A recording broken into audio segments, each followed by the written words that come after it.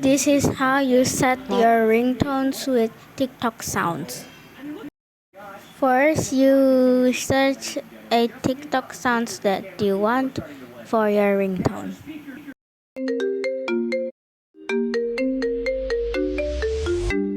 Examples, I'm picking this sound.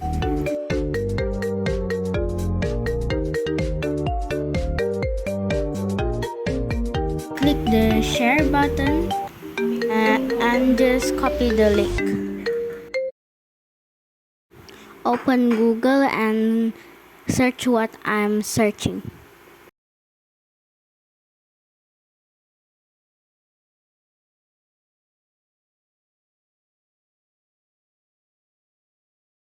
Click the first one, which is SSS tick. And then paste the TikTok link to there. And press download.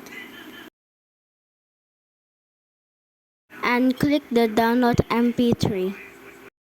And then if you see some ads, ignore it. Once you're done downloading it, go to the themes.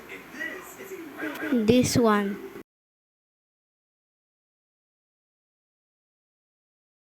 And then go to profile, ringtones. Click the plus button. Select file manager.